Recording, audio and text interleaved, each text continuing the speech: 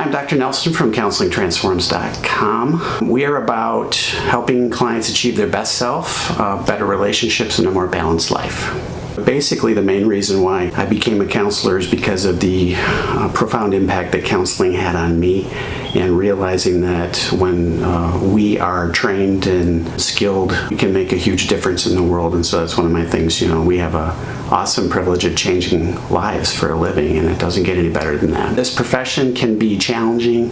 It's also really rewarding. And so when we put the big three together, counseling skills, counseling theory, and evidence-based best practices, that really helps people to grow and change. Theoretical orientation is important. It's one of the big three here at Counseling Transforms. I've got quite a few different tools in my toolbox. So one of the most commonly used ones is cognitive behavioral therapy. And basically what that boils down to is most of us, if we want to change something, if we could, we just do it. And if we can't, then we need to figure out why. And so cognitive behavioral approaches that like this. What we think determines how we feel, and how we feel usually determines what we do. And so it's not enough just to say, stop it, because if we could, we'd do that already. So we look at underlying beliefs. So that can be conscious thought, subconscious thought, but those things influence our emotions, and then our emotions influence our behaviors. So we tackle change by addressing all three of those. Some other tools are like motivational interviewing, which I call it therapeutic judo. It's really cool because it helps people gain momentum towards positive change when they're really struggling with the inside.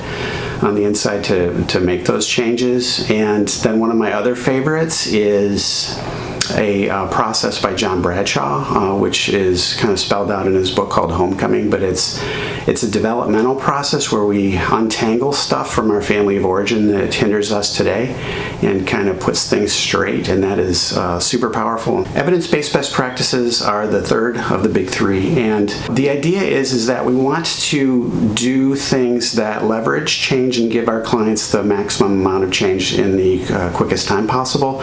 And so evidence-based best practices are rooted in research. For example, cognitive behavioral therapy is one of the most evidence-based approaches out there. It's relatively easy to study because it's straightforward. It's kind of simple to understand, so clients can apply it easily, and it gets people results relatively quickly, assuming, of course, that they're willing to work.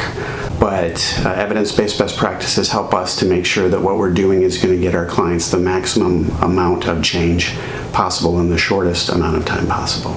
I like a challenge, so I get referrals from other providers, other mental health providers with difficult families, for example, or difficult kids, or difficult relationships, difficult marriages, because I like to bring order out of chaos. One of the things that I've noticed is that most struggles have some form of boundary issue involved in them, and so that's one of the things that I really like to do, is use boundaries to bring order out of chaos and facilitate better communication, and so everybody's on the same page. And it also just helps modify behaviors. I was teaching a class several weeks ago. I'm a counselor educator at Judson University, and one of the students looked at me, and I was actually co-teaching with my wife, but the student looked at me and said, "Do you always sound like that?" And my wife goes, "Yeah, he does." And I said, "Well, I would tell him everything." And so I thought that was funny.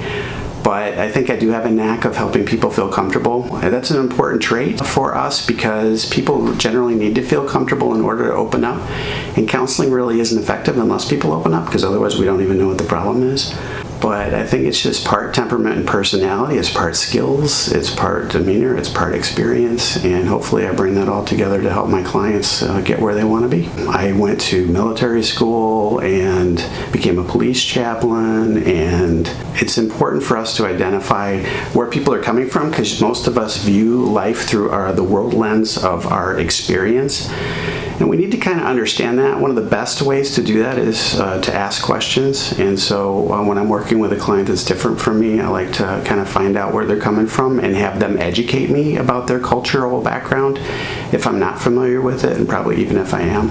Love working with military, law enforcement, first responders, firefighters. Love doing trauma work, helping people overcome trauma, whether it's in those professions like military, first responders, police, firefighters, or childhood abuse, abuse. That's another area of specialty. I've worked with probably every kind of population you can imagine, particularly when I was an addictions counselor, because that just exposed me to every socioeconomic, political, racial group that there is. And what I find again is that most people feel better when they feel heard and understood, and so it's important for us to help to build those bridges between cultures, and being aware of the differences is the first part, and the second part is talking about it and helping clients educate us.